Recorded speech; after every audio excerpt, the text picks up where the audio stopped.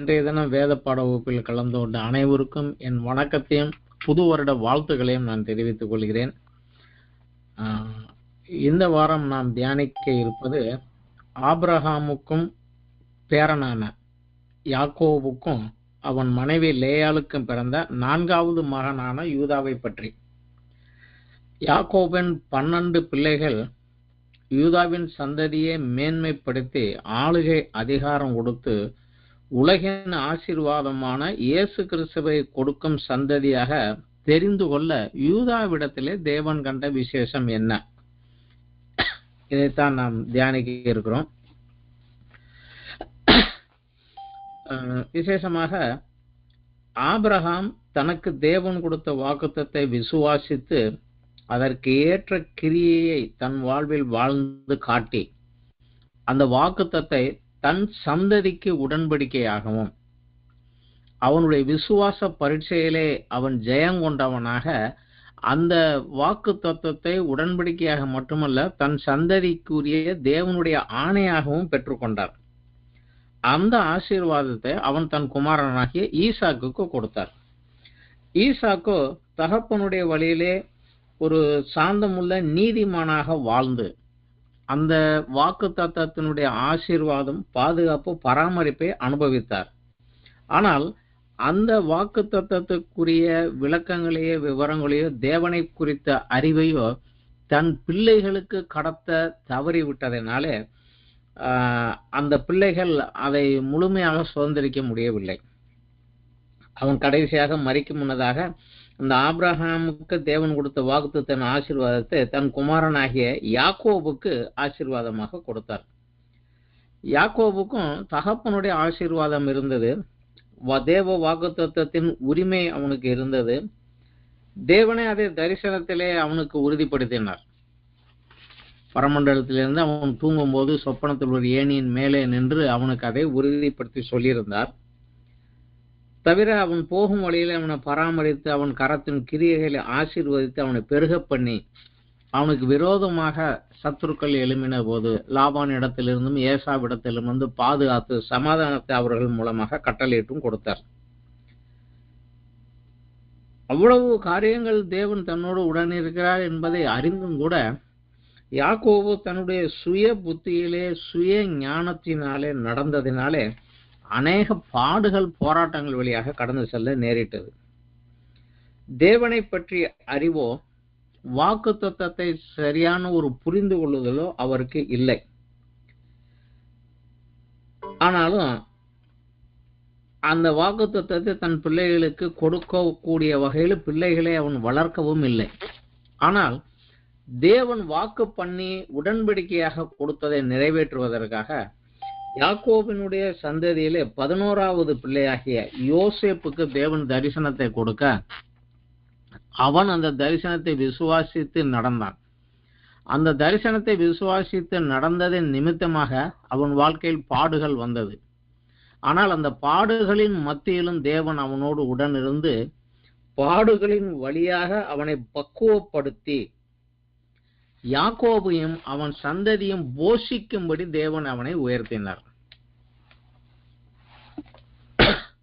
ஆனாலும் வாக்குத்தத்தத்தினுடைய முக்கியமான ஆசீர்வாதத்தை சுதந்திரிக்கத்தக்கதாக யூதாவை அவர் உயர்த்தும்படி அவனிடத்தில் என்ன விசேஷம் இருந்தது? இதுதான் நாம் இன்றைக்கு தியானிக்க இருக்கக்கூடிய ஒரு பகுதி. யோசேப்பு கிறிஸ்துவை போல ஒரு நீதிமானாக பரிசுத்தவனாக பாடுகளுக்கு மத்தியிலும் தேவன் மேல் உள்ள தன் விசுவாசத்தை காத்து கொண்டவனாக அநேகரை போஷிக்கிறவனாக தனக்கு விரோதமாக செயல்பட்டவர்களை மன்னித்து அவர்களை பராமரிக்கிறவனாக இருந்தாலும் கூட தேவன் தன்னுடைய ஆசீர்வாதத்தை கொடுக்கும்படியாக உனக்குள் பூமியில வம்சங்கள் எல்லாம் ஆசீர்வதிக்கப்படும் என்று சொல்லக்கூடிய அந்த ஆசீர்வாதத்தை கொடுக்கத்தக்கதாக யூதாவை தெரிந்து கொண்டார். ஏன் தெரிந்து கொண்டார் என்பதை குறித்து தான் நாம் இன்றைக்கு தியானிக்க இருக்கிறோம். யூதாவை பற்றி நாம் ஆதியாகமத்திலே 37வது அத்தியாயம் 38வது அத்தியாயம் 43 44 அதிகாரம் இந்த அதிகாரத்தில் மட்டும்தான் நம்ம படிக்கலாம். கொஞ்சம் தான் இருக்கிறது. 37வது அத்தியாயத்தில் என்ன இருக்குது என்று சுருக்கமாக நம்ம பார்த்தால் யாக்கோபு தன் பிரியமான மனைவியான ராகேலுக்கு பிறந்த யோசேப்பின் மீது மிக பிரியமான பிள்ளையாக அவனை நடத்த, அவனுக்கு மட்டும் விசேஷமாக பலவரன் அங்கியில் செய்து கொடுக்க, அது அவனுடைய மூத்த சகோதரர் 10 பேருக்கும் யோசேப்பின் மேல வெறுப்பை உண்டாக்கியது. அந்த 10 பேருக்குள்ள யூதாவும் ஒருத்தர் தான். மேலும் யோசேப்பு தான் கண்ட 2 சொப்பனங்களை கூற, அது சகோதரருடைய வெறுப்பை பகையாக மாற்றியது. அது ஒரு நாள் அவன் தன் தகப்பனை விட்டு தூரமான ஒரு இடத்தில் சகோதரர்களிடத்தில் தனியாக வந்து நின்ற போது அவன் சகோதரர்களை அவனை கொலை செய்ய முயற்சித்தார்கள். அப்பொழுது மூத்த சகோதரன் ரூபன் அவனை, நாம் கொலை செய்ய வேண்டாம், தண்ணீர் இல்லாத அந்த குழியில் போட்டு விடுவோம் என்று சொல்லி தற்காலிகமாக காப்பாற்றி தண்ணீர் இல்லாத ஒரு குழியிலே போட்டு விட்டான். ஆனால் அந்த வழியாக எகிப்துக்கு போகும் வியாபாரிகள் வழியா வருவதை கண்ட யூதா தன் சகோதரனை நோக்கி, நாம் அவனை கொல்லாமல் அவனை இவர்களிடத்தில் விற்றுவிடலாம் என்று சொல்கிறான். அதை நாம் 37வது அத்தியாயம் 26, 27, 28 வசனங்களில் வசிக்கலாம். அப்பொழுது யூதா தன் சகோதரரை நோக்கி, நாம் நம்முடைய சகோதரனை கொன்று அவன் ரத்தத்தை மறைப்பதினால் லாபம் என்ன? இவனை இந்த இஸ்மவேலருக்கு விற்று போடுவோம், வாருங்கள், நமது கை அவன் மேல் படாதிருப்பதாக. அவன் நம்முடைய சகோதரனும் நம்முடைய மாம்சமுமாய் இருக்கிறானே என்றான். அவன் சகோதரர் அவன் சொல்லுக்கு இணங்கினார்கள்.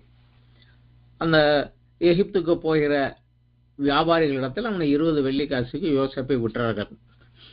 யூதா இந்த இடத்துல அவன் கொலை செய்யப்பட்டு மரிப்பதிலிருந்து ஓரளவு அவனை விடுவித்தான், அவ்வளவுதான்.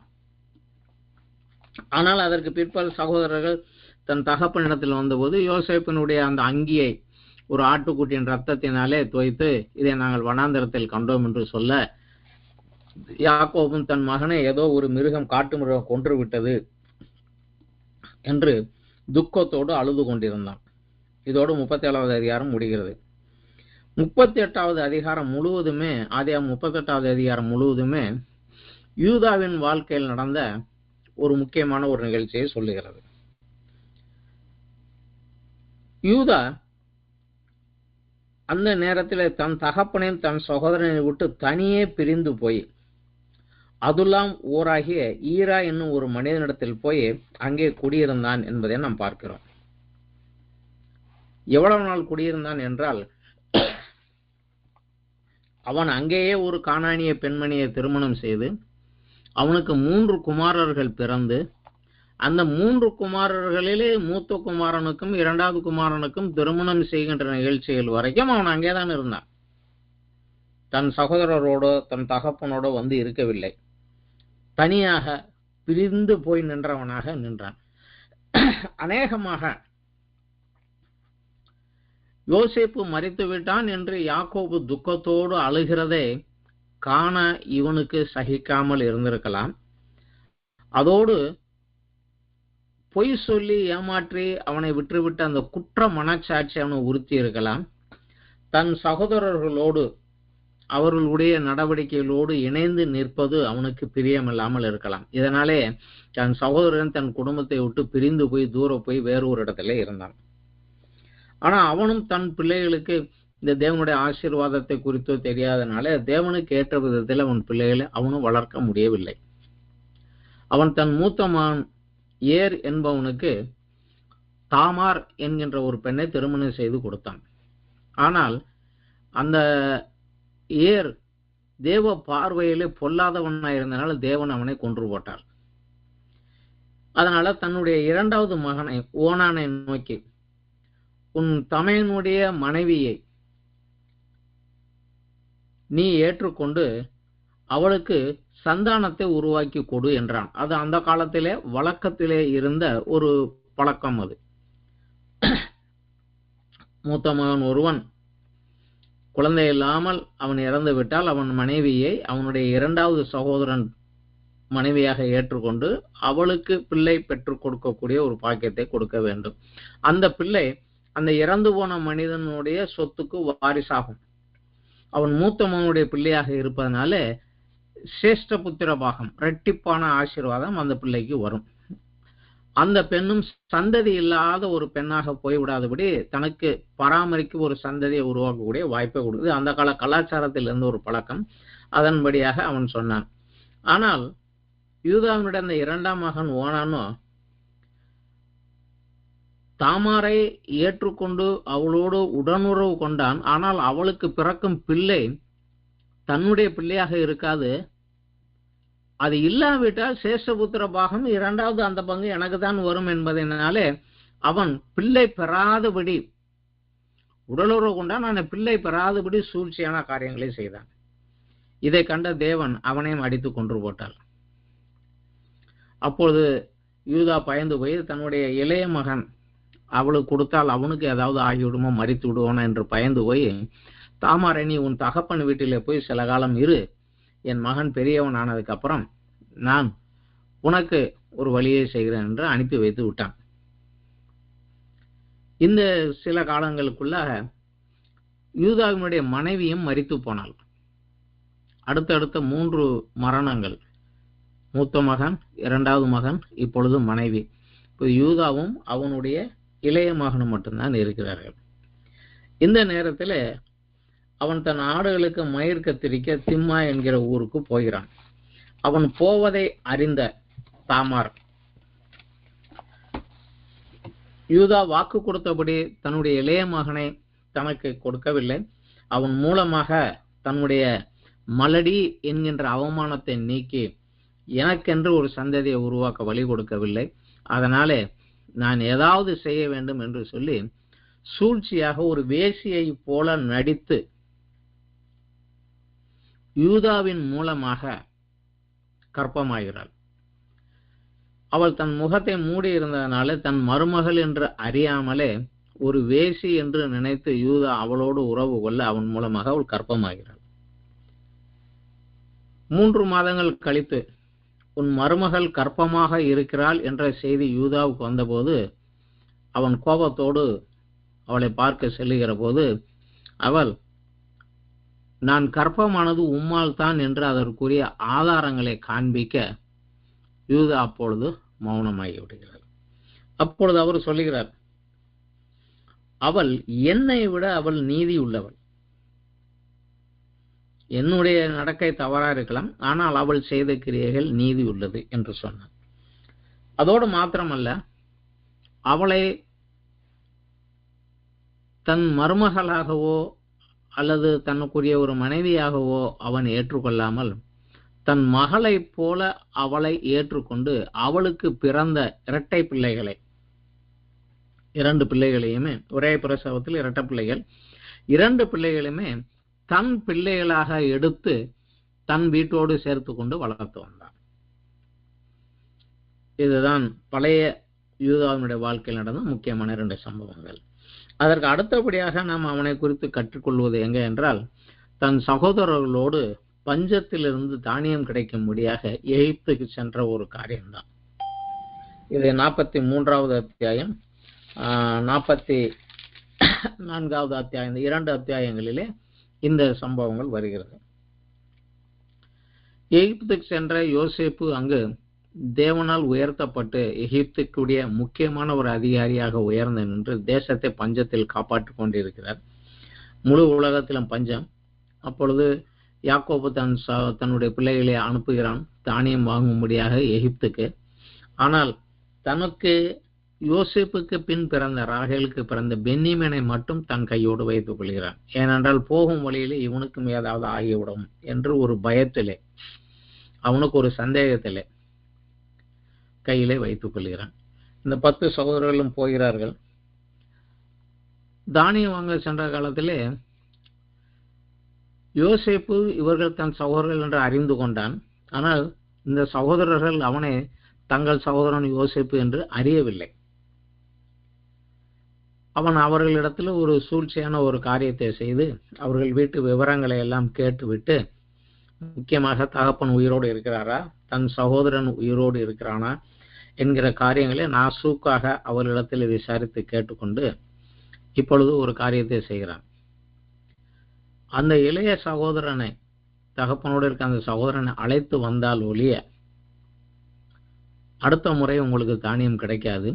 மற்றும் அவன் வரும் வரைக்கு உங்களில் ஒருவனை என் பிணைய கைதியாக நான் வைத்துக் கொள்வேன் என்று சிமியோனை பிடித்து வைத்துக் கொண்டு அவர்களை அனுப்பிவிடுகிறான். திரும்பி செல்கிறார்கள். தகப்பனிடத்தில் நடந்ததை சொல்கிறார்கள். அவன் துக்கப்படுகிறான். ஏற்கனவே ஒரு பிள்ளை இறந்து விட்டான், இப்பொழுது 2வது பையனும் போய்விட்டானா என்று அவன் துக்கப்பட்டு கொண்டே இருக்கிறான். தானியம் செலவழிந்து விட்டது, மீண்டும் போக வேண்டும். திரும்ப செல்லும் போது யாக்கோபு திரும்பவும் தானியம் வாங்கி வாருங்கள் என்று சொல்லுகிற போது இப்பொழுதுதான் யூதா எழுந்து தன் தகப்பனிடத்தில் போய் பேசுகிறான். பென்யமீனை எங்களோடு உடன் அனுப்பும், இவன் வராவிட்டால் நாங்கள் திரும்ப அங்கு சென்று தானியம் வாங்கவோ சிமியோனை திரும்ப அழைத்து வரவோ முடியாது என்று சொல்ல, ஆனால் யாக்கோபு அவனை அவர்களோடு அனுப்ப மறுக்கிறான். ஏனென்றால் நீங்கள் என்ன செய்வீர்கள் என்று அறியாது என்று அவன் மறுக்கிற போது யூதா தன் தகப்பனை நோக்கி அவனுக்கு நான் உத்தரவாதம் என்று சொல்கிறான். அது அவன் 43வது அத்தியாயத்தில் 8-9 வசனங்கள் இல்லை. பின்னும் யூதா தன் தகப்பனாகிய இஸ்ரவேலை நோக்கி, நீரும் நாங்களும் எங்கள் குழந்தைகளும் சாகாமல் உயிரோடு இருக்கும்படி நாங்கள் புறப்பட்டு போகிறோம். பிள்ளையாண்டானை என்னோடு அனுப்புவோம், அதாவது பென்யமீனை. அவனுக்காக நான் உத்தரவாதம் பண்ணுவேன். அவனை என்னிடத்தில் கேளும். நான் அவனை உம்மிடத்தில் கொண்டு வந்து உமக்கு முன்பாக நிறுத்தாமற் போனால் எந்த நாளும் அந்த குற்றம் என்மேல் இருப்பதாக என்று அவனுக்காக தன்னை உத்தரவாதம் சொல்லி அவனை நான் பொறுப்பு என்று சொல்லி அவனை அழைத்து போகிறார். இப்பொழுது 2ஆம் முறை அங்கு செல்லுகிற போதோ யோசேப்பு தனக்கு தன் தாய்க்கு பிறந்த தன்னுடைய இளைய சகோதரன் பென்யமீனை கண்டு மகிழ்ச்சி அடைந்தாலும் பழைய அந்த வெறுப்பின் அடிப்படையில் தான் சகோதரர்கள் இன்னமும் இருக்கிறார்களா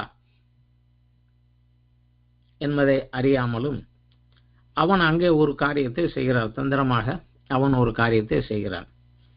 தந்திரமாக அவன் ஒரு காரியத்தை செய்து பென்யமீன் மேலே ஒரு குற்றத்தை சுமத்தி இப்பொழுது சொல்கிறான், நீங்கள் தானியத்தை கொண்டு நீங்கள் போகலாம், குற்றம் செய்த அந்த பென்யமீன் என்னிடத்தில் அடிமையாக இங்கே இருக்கட்டும் என்று சொல்லுகிறான்.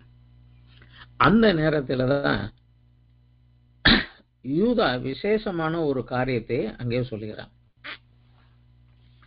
இதுதான் யூதாவின் வாழ்க்கையில மிக முக்கியமான ஒரு காரியம். இது யூதா 44வது அத்தியாயத்திலே நாம் பார்க்கலாம்.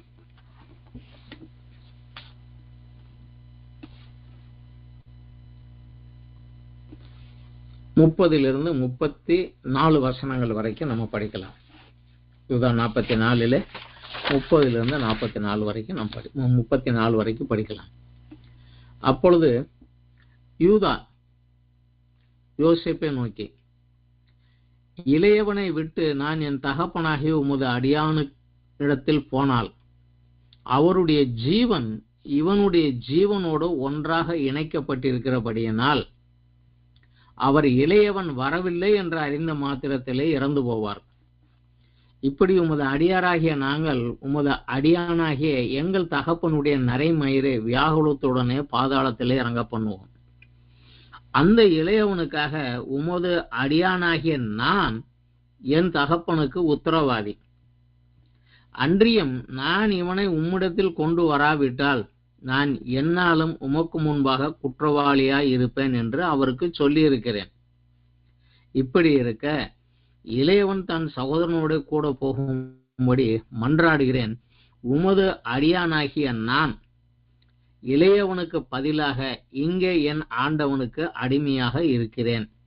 இளையவனை விட்டு எப்படி என் தகப்பனிடத்திற்கு போவேன்? போனால் என் தகப்பனுக்கு நேரிடும் தீங்கை நான் எப்படி காண்பேன் என்று சொல்லுகிறான். அவனுக்கு பதில் தன்னை பிணையாக ஒப்பு கொடுத்து அவனை விட்டு விடுங்கள், அவனை விட்டு விடுங்கள், என்னை வைத்துக் கொள்ளுங்கள், என்னை அடிமையாக வைத்துக் கொள்ளுங்கள், அவனை விட்டு விடுங்கள். என் தகப்பனுடைய துக்கத்தை நான் சகிக்க முடியாது. இவன் இல்லாவிட்டால்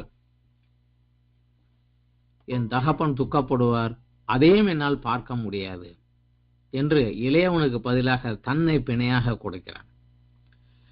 இந்த தகப்பனுடைய துக்கத்தை சகிக்க முடியாமலும் தகப்பனுக்கு பிரியமான குமாரனுக்கு தன்னை பிணையாக ஒப்பு கொடுத்த யூதாவினுடைய இந்த ஒரு செய்கைதான் தேவன் தன் ஜீவ சுவாசத்தினாலே சிருஷ்டித்து தேவனை விட்டு பாவத்தினாலே பிரிந்து போன ஆதாமின் சந்ததியை தன்னை பிணையாக கொடுத்து மீட்டெடுத்து தேவனோடு ஒப்புரவாக்கும்படி மீட்பராக இரட்சகராக இயேசு கிறிஸ்து வர இருப்பதனால் அவர் பிறக்கக்கூடிய சந்ததியாக தேவன் இவனை தெரிந்து கொண்டார். யாக்கோபு இந்த யூதாவினுடைய நடவடிக்கைக்கு பிற்பாடு யோசேப்பால் தன்னை அடக்கிக் கொள்ள முடியவில்லை. தான் யார் என்பதை தெளிவுபடுத்துகிறான். நீங்கள் என்ன இங்கே எனக்கு விரோதமாக தீங்கு நினைத்ததற்காக வருத்தப்பட வேண்டாம், உங்களை போஷிக்கும்படியாக தேவனே என்னை இங்கே அனுப்பினார் என்று சொல்லி தன் தகப்பனையும் அவருக்கு பிறந்த குழந்தைகள் எல்லாரையும் எகிப்திலே வைத்து 3ஆம் தலைமுறை வரை அவனுக்கு 110 வயதாகும் வரை அவர்களை போஷித்து பராமரித்து காப்பாற்றி வந்தான் யோசேப்பு. சோ அந்த குடும்பங்கள் முழுவதுமாக எகிப்துக்கு சென்று விட்டார்கள். எகிப்திலே இருந்து வளர்ந்து வந்தார்கள். அப்பொழுது செல்லுகிற போதும் யூதா தன்னோடு கூட தாமாரையும் அவளுக்கு பிறந்த 2 பிள்ளைகளையும் பரேஸ் சேரா 2 பிள்ளைகளையும் சேலா என்கிற தன்னுடைய முதல் மனைவிக்கு பிறந்த குழந்தையை 3 பேரையும் கூட்டிக் கொண்டு போகிறார். எகிப்திலே போய் வளர்ந்து வருகிறார்கள். யாக்கோபு தன்னுடைய கடைசி நாட்களிலே மரிக்க முன்னதாக ஆபிரகாம் ஈசாக்கு கொடுத்த ஆசீர்வாதம், ஈசாக்கு யாக்கோபுக்கு கொடுத்த அந்த ஆசீர்வாதம், இதை தன் பிள்ளைகளுக்கு கொடுக்க வேண்டியதற்காக தன் 12 பிள்ளைகளையும் கூட்டி கடைசி நாளில நான் மரிப்பதற்கு முன்னதாக என்னுடைய ஆசீர்வாதத்தை உங்களுக்கு கூறப் போகிறேன் என்று கூப்பிடுகிறான். ஆனால் விசேஷமாக அதற்கு முன்னாலேயே யோசேப்பினுடைய 2 குமாரரை வரவழைத்து அந்த 2 குமாரரையும் தன்னுடைய 2 பிள்ளைகளாக 2 பங்கு ஆசீர்வாதம் உள்ளவர்களாக, அதிலும் விசேஷமாக மூத்தவனை காட்டிலும் இளையவனை மேன்மைப்படுத்தி அவனை அதிகமாக ஆசீர்வதித்து விட்டான்.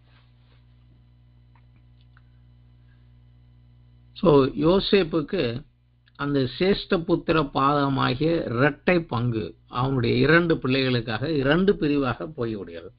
இதோ கானானை அவர்கள் பங்கு வைத்த போது கூட சீட்டு போட்டு பங்கு வைத்தது போல யோசேப்பினுடைய இந்த 2 பிள்ளைகளுக்காகவும் 2 பிரிவுகளாக 2 பங்கு சொத்துக்கள் சென்றது. இதை நாம் யோசுவா புஸ்தகத்திலே தேசத்தை பங்கு ஓட்ட போது நாம் அதிலே பார்க்கலாம். யாக்கோவும் தன்னுடைய கடைசி நாளிலே மரிப்பதற்கு முன்னதாக தன் பிள்ளைகளை ஆசீர்வதிக்க வேண்டிய அந்த நேரத்திலே அனைவரையும் கூப்பிட்டு நான் மரிக்க முன்னதாக உங்களை ஆசீர்வதிக்க வேண்டும் என்று சொல்லிவிட்டு முதல் 3 பிள்ளைகளை அவன் சபித்தான். ரூபனை அவனுடைய தவறான செயலை அவன் மனதிலே வைத்து நீ மேன்மை அடைய மாட்டாய் என்று சொல்லி அவனை சபித்தான். அடுத்த சகோதரர்களான சிமியோன் லேவி இருவரையும் தங்கள் சகோதரி தீனாளுக்காக ஒரு பட்டணத்தையே வஞ்சித்து அவர்களை எல்லாம் கொலை செய்த அந்த ஒரு மூர்க்கத்தனத்திற்காக அவர்களையும் அவன் சபித்தான். 4வது மகனாகிய யூதாவிடத்தில் வருகிற போது தேவனே அவன் மூலமாக யூதாவை விசேஷமாக ஆசீர்வதித்தார். இதை நாம் ஆதியாகமம் 49வது அத்தியாயத்துல 8 இருந்து 11வது வசனம் வரைக்கும் 12வது வசனம் வரைக்கும் இருக்கிறதை நாம் படிக்கலாம். யூதாவே, சகோதரரால் புகழப்படுபவன் நீயே. உன் கரம் உன் சத்துருக்களினுடைய பிடரின் மேல் இருக்கும். உன் தகப்பனுடைய புத்திரர் உன் முன் பணிவார்கள். யூதா பாலசிங்கம், நீ இறை கவர்ந்து கொண்டு ஏறி போனாய். என் மகனே, சிங்கம் போலும் கிளச்சிங்கம் போலவும் அடங்கி படுத்தான். அவனை எழுப்புகிறவன் யார்? சமாதான கர்த்தர் வரும் அளவும் செங்கோல் யூதாவை விட்டு நீங்குவதும் இல்லை. நியாய பிரமாணிகன் அவன் பாதங்களை விட்டு ஒளிவதும் இல்லை. ஜனங்கள் அவனிடத்தில் சேருவார்கள். அவன் தன் கழுதை குட்டிய திராட்சை செடியிலும் தன் கேளிக்கை கழுதையின் குட்டிய நற்குல திராட்சை செடியிலும் கட்டுவான். திராட்சை ரசத்தினாலே தன் வஸ்திரத்தின், திராட்சை பழங்களின் ரத்தத்தினாலே தன் அங்கியையும் தோய்ப்பான். அவன் கண்கள் திராட்சை ரசத்தினால் சிவப்பாயும் அவன் பற்கள் பாலினால் வெண்மையாயும் இருக்கும் என்று ஆசீர்வதித்தான். ஆனால் இவனுக்கு ஆபிரகாமுக்கு தேவன் கொடுத்த அந்த வாக்குத்தத்தத்தின் 7 வாக்குத்தத்தங்களை குறித்து சரியான விவரம் இல்லை. தேவனை குறித்த விவரமும் இல்லை. உலக பிரகாரமாகவே தன் பிள்ளைகளை எல்லாம் ஆசீர்வதித்தான். அதிலே விசேஷமாக யோசேப்பை மீண்டும் ஒரு முறை மிக விசேஷமாக பூமிக்குரிய சகல ஆசீர்வாதங்களையும் ஆசீர்வதித்தான். அந்த பரலோகத்திற்குரிய விசேஷமான ஆசீர்வாதத்தை குறித்த அறிவு ஒரு ஞானமும் அவனுக்கு இல்லை என்பதையும் நாம் இதிலே தெரியலாம். ஆனாலும் தேவன் அவன் வாயிலிருந்து ஒரு தீர்க்க தரிசனமாகவும் யூதாவை விசேஷமாகவும் ஆசீர்வதித்தார். இதிலே விசேஷமாக 10வது வசனம், சமாதான கர்த்தர் வருமளவும் செங்கோல் யூதாவை விட்டு நீங்குவதும் இல்லை. நியாய பிரமாணிகன் அவன் பாதங்களை விட்டு ஒளிவதும் இல்லை. ஜனங்கள் அவரிடத்தில் சேருவார்கள். இது இயேசு கிறிஸ்துவை குறித்து சொல்லப்பட்ட, தேவனால் சொல்லப்பட்ட ஒரு தீர்க்க தரிசன செய்தி.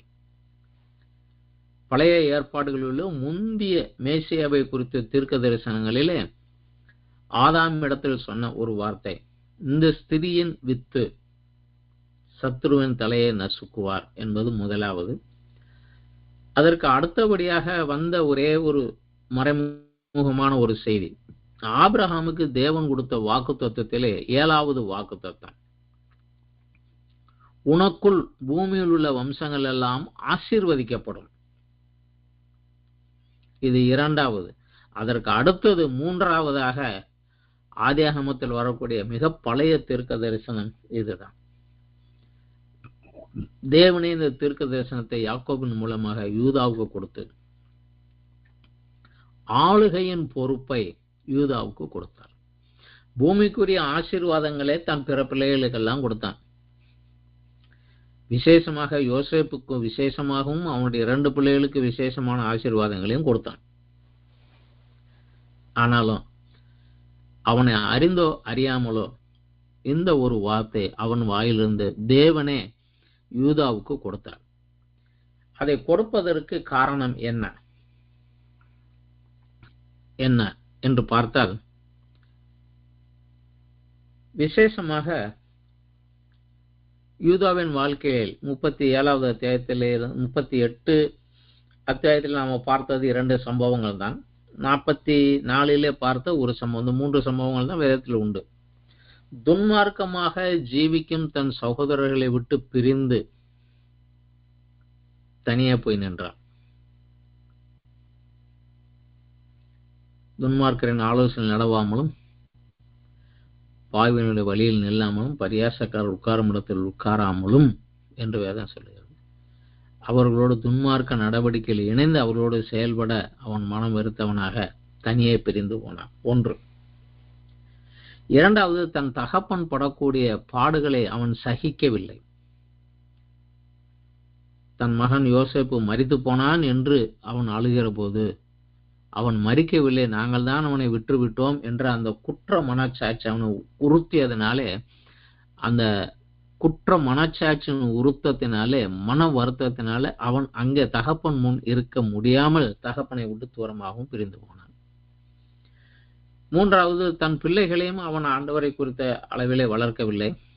தன் 2 பிள்ளைகள் இறந்த பின்பும் தன் மருமகள் தன்னிடத்தில் தன் பலவீனத்தை பயன்படுத்தி சூழ்ச்சியாக தன் மூலமாக கர்ப்பமானாள் என்பதை அறிந்த பிற்பாடு அவளை தன்னுடைய தேவைகளுக்காகவோ ஒரு மனைவியாகவோ ஏற்றுக்கொள்ளாமல், அல்லது தன் மகனுடைய மருமகளாகவும் ஏற்றுக்கொள்ளாமல், கிட்டத்தட்ட தன் மகளைப் போல தன் குடும்பத்திலே ஏற்றுக்கொண்டு அவளுக்கு பிறந்த 2 பிள்ளைகளையும் தன் பிள்ளைகளாக அதற்கு பின்பு வளர்த்து வந்தார். இந்த ஒரு விசேஷமான தன் தவறுக்குரிய பொறுப்பை தன் கையிலே எடுத்துக்கொண்டார். மிக முக்கியமாக கடைசியாக யோசேப்பின் முன்னதாக அவன் தன் சகோதரனுக்காக தன்னை பிணையாக ஒப்பு கொடுத்த இந்த சம்பவமே, என் தகப்பன் துக்கத்தை நான் பார்க்க முடியாது, இளையவனுக்கு பதில் என்னை பிணையாக கொடுக்கிறேன், அவனை விட்டு விடும் என்று சொன்ன இந்த ஒரு நிகழ்ச்சியே இயேசு கிறிஸ்துவை பிறக்கக்கூடிய ஒரு சந்ததியாக அவனை தேவன் தெரிந்து கொள்ள காரணமாக இருந்தது.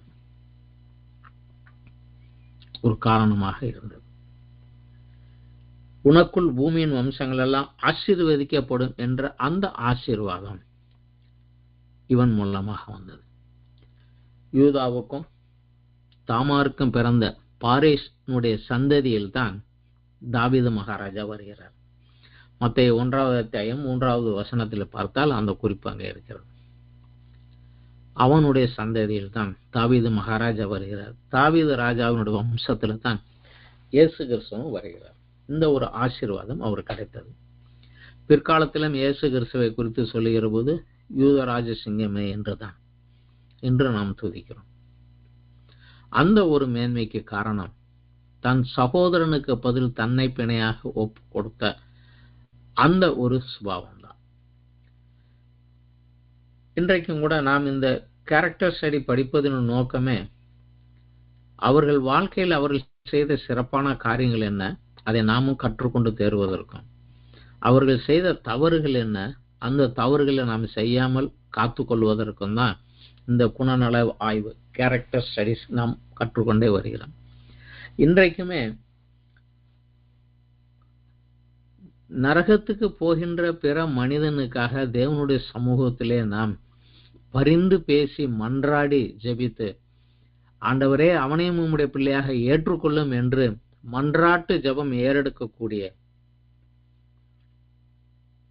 அழிவில் இருந்து அவனை மீட்டு தேவனுக்கும் அவனுக்கும் நடுவில் திறப்பில் நிற்கக்கூடிய ஆட்களை தேவன் இன்றும் தேடிக்கொண்டுதான் இருக்கிறார். இயேசு கிறிஸ்து சொன்னார், தேவன் ஒருவனை முன்குறிக்காவிட்டால் அவன் என்னிடத்தில் வரான். தேவன் எப்படி ஒருவனை முன்குறிப்பார்? யாராவது ஒரு மனிதன் திறப்பிலே அவனுக்காக தேவ சமூகத்தில் அழுது மன்றாடி இருக்க வேண்டும். அந்த மன்றாட்டை ஏறெடுத்திருக்கிறார். இன்றும் நமக்கு அந்த ஒரு வாய்ப்பை ஆண்டவர் நமக்கும் கொடுத்திருக்கிறார். வருகை நேரம் மிக நெருங்கி வருகின்ற நேரத்திலே அழிவில் இருக்கக்கூடிய அநேகரை காக்கும்படியாக நாம் மன்றாட்டு ஜபத்தில் நின்று அவர்களை நின்று சுவிசேஷத்தை அறிவிக்கும்படியாக பரிசுத்த ஆவியானவருடைய பலத்தினோடு உபவாசித்து ஜெபித்து மன்றாடி நாம் ஜெபிக்கின்ற போது ஆண்டவர் அந்த ஜெபத்தை நிச்சயமாக கேட்பார். நாம் எந்தவித தகுதியும் யோக்கியமும் இல்லை. ஆனால் யூதாவின் வம்சத்தில் வந்து இயேசு கிறிஸ்துவை இரட்சகராக ஏற்றுக்கொண்டதின் மூலமாக நாம் தேவனுடைய பிள்ளைகளாகும்படியாக, தேவனோடு ஒப்புரவாகும்படியாக, இயேசு கிறிஸ்துவை தன்னுடைய மூத்த சகோதரனாக நாம் பெற்றுக்கொள்ளத்தக்கதாக, இயேசு கிறிஸ்துவோடு உடன் சுதந்திரராக இருக்கும்படியான ஒரு சிலாக்கியத்தை, இந்த யூதாவினுடைய வம்சத்தோடு இணையக்கூடிய ஒரு சிலாக்கியத்தை தேவன் நமக்கு கொடுத்திருக்கிறார். அதற்கேற்ற காரியத்திலே அதிகமாக வளருவோம். இன்னுமாக மேல் நோக்கி வளர்ந்து சொல்லுவோம்.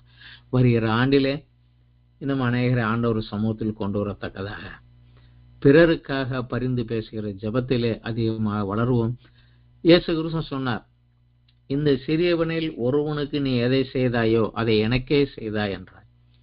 பாடுகள் கஷ்டங்கள் இருக்கிற மக்களுக்கு நம்மளால் முடிந்த வரை உதவிகளை செய்து அவர்களை தேவ சமூகத்தில் தேவ நாமத்தினாலே ஆசீர்வாதத்திற்குள் வழிநடத்துகிறவர்களாக இருப்போம்.